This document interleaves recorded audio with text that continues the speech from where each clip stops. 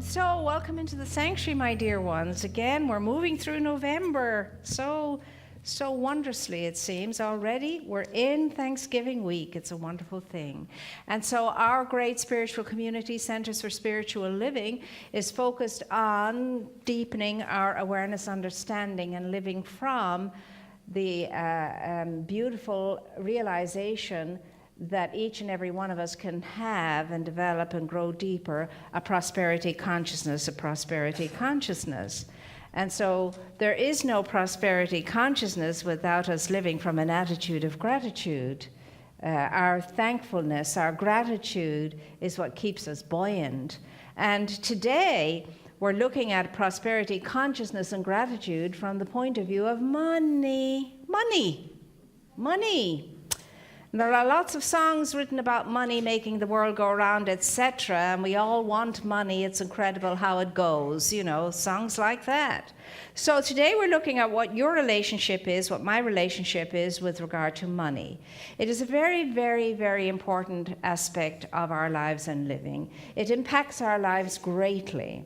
And it is something that is worthy of consideration. It's something that demands our understanding if we are to be in good relationship, right relationship with this thing called money.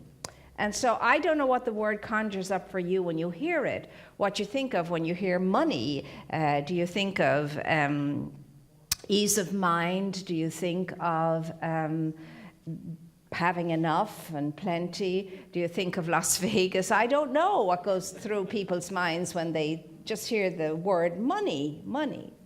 Well, in my experience and from all of my study and experience of life and living, we're polarized with regard to money. Some of us have no idea, really, have never given it much thought. We just know we need money and we'll do what we can to get it so that we can, have what we need in order to flourish and to thrive, or just to eke out a living, or to be able to, go from day to day to the next, because it's relative, it's subjective, it's an individual experience we have with money. So today we're invited to look at it as this essential factor in our lives. We know it is a means of exchange. It's a worldwide means of exchange. And we know that it can be pretty darn miserable without it. And so depending upon how we've grown up with regard to what the grown-ups around us felt about money and what they thought about money, will be impacted by that, affected by that. But now you and I get to have our own relationship with money and how it is. So, money then is all kinds of things to all kinds of people. And what it truly is energy. Money is simply energy. Money is God in action, as Raymond Charles Barker says. It's an energy. And it's something that you and I are engaging in all of the time, this energy called money. It's an energy we use, it's an energy we need. Money is the symbology of having or not having. It always has been a symbol. Way back when, as we were sharing this morning, people bartered. You exchange things, you use things as money. Chickens for firewood, whatever. Seashells for trade, whatever it was we were bartering with. And then eventually we had the coins to use, and that became the means of exchange, coins. And then coins turned into paper. Paper was the means of exchange for a long time, still is to a great extent today. And then the paper turned into little cards called credit cards. See? And then now credit cards have been joined by bitcoins. Now, I'm not quite sure about bitcoins. All I know is it's cyber money and you don't see it at all. There's nothing that you can hold as far as a bitcoin is concerned. You just tap in something in the computer and apparently you can buy, sell, whatever. But that's something that's being investigated greatly now. But what we do know is we use something to symbolize money, and money is a necessity. So When we are considering that this week, we have to ask ourselves, what kind of a relationship do I have with money? Do I ever think really about money in terms of a relationship? How do I feel about relationship? Am I in a good relationship with money? And if not, why not? And do I feel at the moment that I have money and the money I have is enough? Do I feel that I have money and the money I have is a lot? Do I feel I don't really have much of money and that causes all kinds of anxiety and so on? How do I feel and what do I think about money? Because what I'm feeling and thinking about money affects my relationship with it. I was sharing this morning the story about Willie Sutton, who was a bank robber. And of course, one day he was eventually caught. And when he was asked why he robbed money from the banks, and he said, I steal money from the banks because that's where the money is. That's where the money is. And then they average that out, and they say that bank robbers, on the whole, the average is they get about $3,000 on average from stealing from banks and so on. And then they have to spend 10 years in prison paying off that $3,000 debt. Is it worth it? Of course it's not. It's a very unintelligent thing and an unskilled way to get your money. And so we were asked to look at the fact that he was totally off the wall when it came to thinking that you go to banks because, you get money from banks. And that all fizzles down to the place where you do get money. The only place you get money from is consciousness. If you learn nothing else today, if you just remember that, my money comes from consciousness. I get money from consciousness. Consciousness is what provides for me the kind of money I have in my life and in my living. Money, consciousness. Money equals consciousness. Consciousness equals money.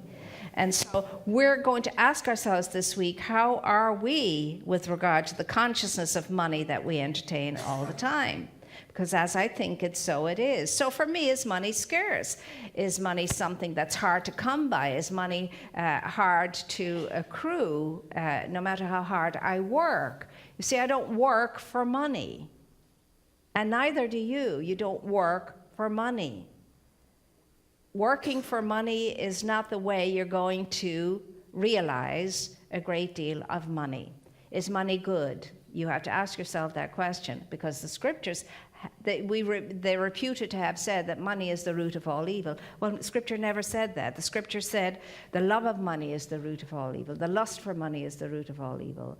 The use of money as control and power over persons, places, and things, that is the root of evil. But money itself is not. Money is beautiful to those who think money is beautiful. It's a neutral energy. It's a neutral substance, money. And how you interact with it and I interact, it makes it good, bad, or indifferent. However, why can't we get excited about money? I mean, when were you last really excited about money, regardless of how much of it you have or don't have? Money could excite us if we understood that money comes from consciousness, and all consciousness is available to each and every one of us. All consciousness is available. So if my relationship with money is lacking in some way, it's because my relationship in consciousness is lacking in some way with this substance, with this energy called money. And we're asked maybe this week to adjust our consciousness to understanding that money can indeed be a very wonderful and great thing. And I mean, I was absolutely blown out of my chair way back when I realized that money was indeed a beautiful thing, and that money had a beautiful ambience. And it doesn't matter whether you walk into a beautiful place with all kinds of beautiful things around because a lot of money went into it and you can feel that, or whether you walk into a home that's a simple, humble home, but the ambience of the home has to do with I have enough, and enough is always plenty, and I always have enough to share from the enoughness that I have. It doesn't matter. It's my relationship with this medium called money that makes it a good thing, not a good thing, a lovely thing or not a lovely thing, and so on. It's not filthy lucre. We have to stop thinking of money in terms of filthy lucre. There's nothing filthy about money, not at all. There's nothing filthy about consciousness unless I put that in there. And so you and I have this wonderful opportunity to really and truly get ourselves sorted out regarding money. There's not a person on the planet doesn't have something around money, some issue around money, one way or another. And it's time that we got through those issues and came to terms with money and let it be our friend. Now, it was Lord Bacon way back when, who was an English parliamentarian. He was also a great literalist, a writer. And he said, you know, of money, money is a good servant and it is a bad master. It serves us well when we're in the right relationship with it. But if we allow it to be our masters, if we allow money to control us and have power over us, not good. Not so good at all. And so how do we indeed get our money? And there's only one way, according to the metaphysicians and according to the sages and the wise ones, and they say, money has to be earned in the sense that money comes to us through consciousness, yes, but through the way that we accumulate money is through service, service, service. You earn your money in that sense because what you offer is service, service, service. And as I was saying this morning, people say, well, you know, I haven't got a job. I haven't got a job, Dr. Moira, you know, how can I, whatever. And the thing is, you don't have to have a job to be in service. The idea of, spiritually speaking, about money is service has to do with giving of yourself, giving of your time, giving of your talent, giving where you can give, making the difference where you can make the difference, doing a good deed when you can do a good deed. This is the service we're talking about. We're not talking about digging ditches or figuring out a problem on a computer. We're talking about being in service, being open and receptive to life, showing up in life to put in, to contribute, to make the difference. You don't need a coin in your pocket to do that, and neither do I. And so it is contingent on service, being in service. George Bernard Shaw, too, said a lot of things that really irritated people, but he did say that to be in poverty was to be poor was a sin. And he kind of got a lot of flack for that. But then so did Charles Fillmore. He said the only sin is poverty. He must have read Shaw.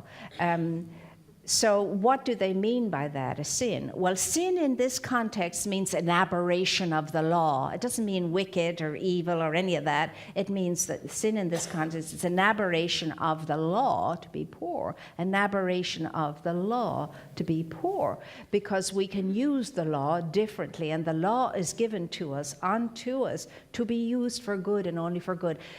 My desire, my intention is, says the source of our being, that you should have life and have life in abundance, that your joy may be complete and that you may know peace that passes understanding. There's a fullness and a bounty in that. That's the divine design for you and for me. But you and I have to get in alignment with that divine design. I must have the same design for myself. I must have the same desire for myself, that I should have life in abundance, that I should have my joy complete, and that I should experience the peace that passes understanding. And where does that come from? Where does it come from? Consciousness. Where does all good come from? Consciousness. Where does money come from?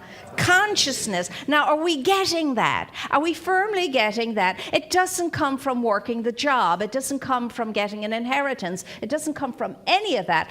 All of that is the result of my understanding of money in consciousness. That's where it comes from. So what is the law of circulation? The law of circulation is, as you sow, so shall you reap. There is no harvest without sowing. You can't show up and expect to get a harvest if you've sown nothing, because you're going to get nothing.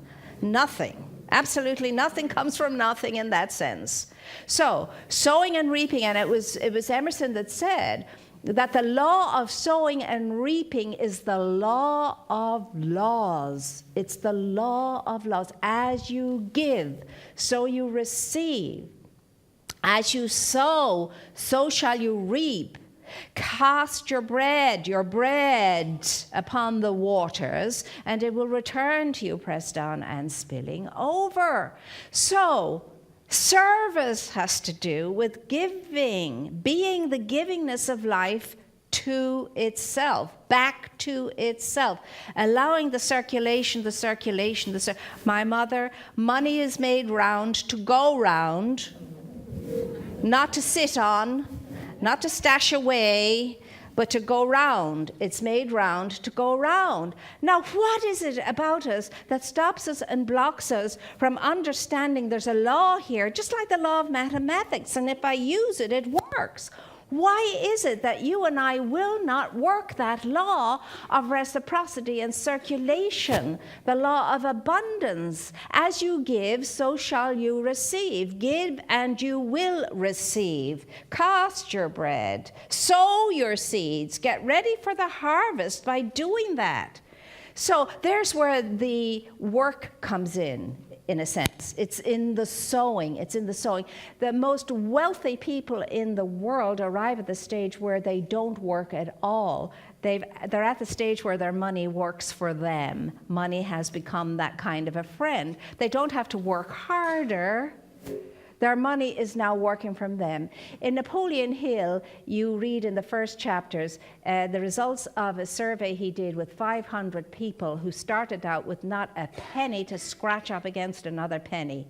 Nothing at all. And they all ended up as those big million and billionaires in their time. And that was because they understood that money comes from consciousness, and so they understood how to work with the law of reciprocity, circulation, and abundance, and they worked it. Now, it is also a statistic, I don't know where they get the statistics, but I read them in statistical books, that 97 out of 100 people have no idea, no clue with regard to money and how to handle it and manage it and what the relationship is and how important it is. And that these people, these 3 out of 100, are the ones that don't have a problem at all because they do understand it comes out of consciousness and they never have to worry about money. They always have a ton of it. Nothing to do with whether they're nice or not nice, whether they're crabby or whether they're kind, but it has to do with them understanding the law of circulation. And so that's not a worry. They may have other worries, but money's not one of them because they understand how that law works and they work the law. Again, take away all the money from all the people in the world, distribute it evenly, give it all out, everybody the same amount, and in 5 years, the 3 out of the 100 will have all the money again, and the 97 will be scrapping and scraping, you see, because it has nothing to do with how much you have to begin with, but how deep is your conscious awareness of the law of circulation, the law of prosperity, the law of abundance, sowing, reaping, getting that relationship right. What I sow is what I reap. What I give is what I get. What I expect is what I experience. What I think and what I feel affects all of my life with regard to fullness and plenty of anything, whether it's a fullness and plenty of health or wealth or loving relationship or creative expression. It's all coming through consciousness. And that is why you and I are invited to spend some time every day, deliberately, intentionally, conscious, and deciding how we want our lives to be in consciousness, and supporting that then in the way we think, in the way we feel, and in the way we do, and in the way we are. There's no shortage of money in the world. There's bazillions of money in the world in all kinds of ways. There's no shortage of it. Neither is there a shortage of the way in which you and I can serve, can earn our money through service. No shortage of service at all. You and I could be serving from the time we get up in the morning until the time we fall asleep at night, because we have a ton, an unlimited amount to give. You and I have unlimited amounts to give, by way of goodness and kindness, and by way of helping and assisting and raising up life and supporting life and meeting a need and being the best that we can be, you see. No shortage of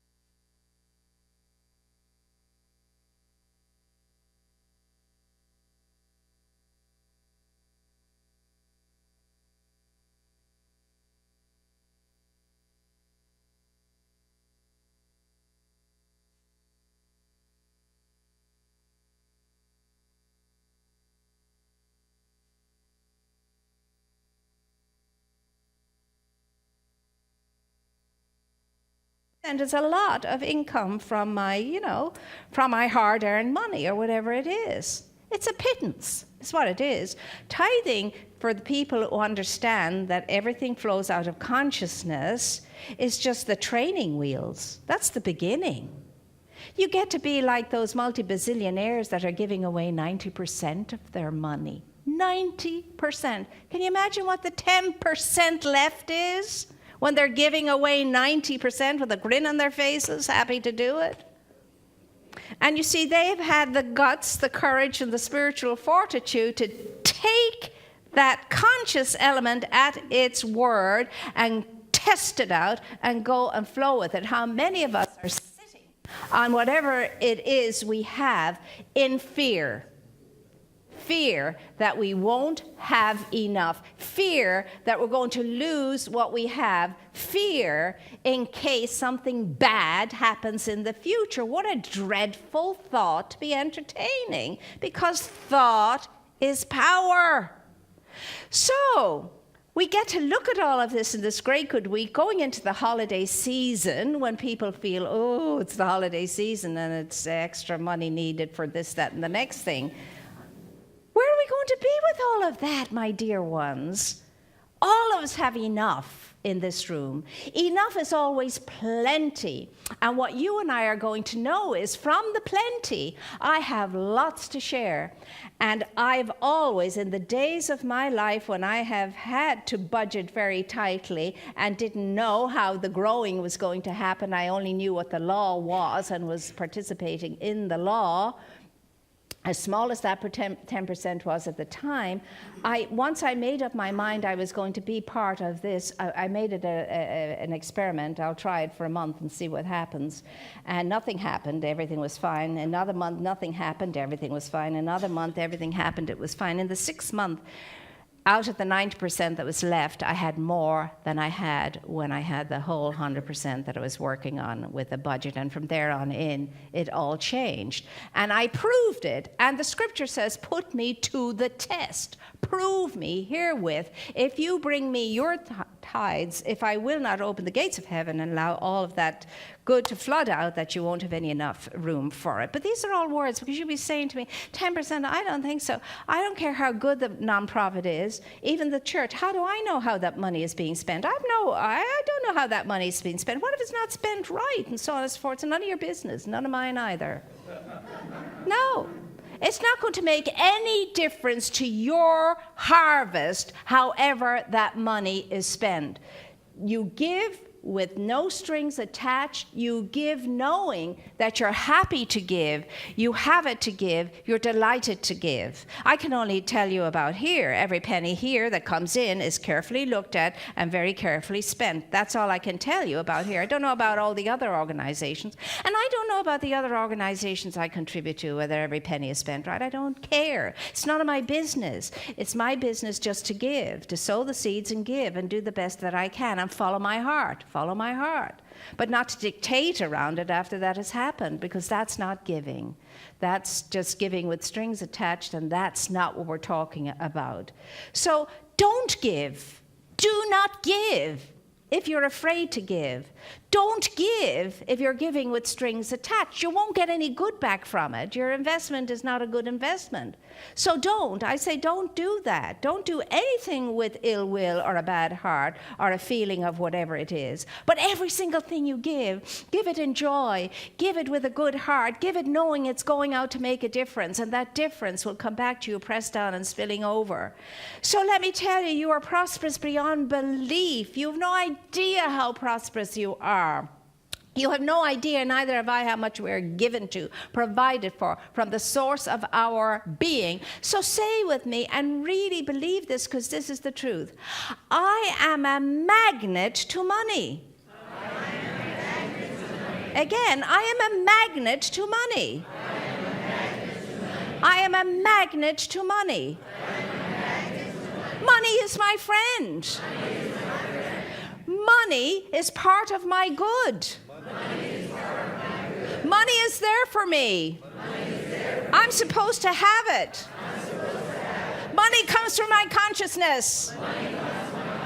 Money comes from my source. And my source is unlimited. And my source gives me everything. And it's good. And it's very good. And so it is.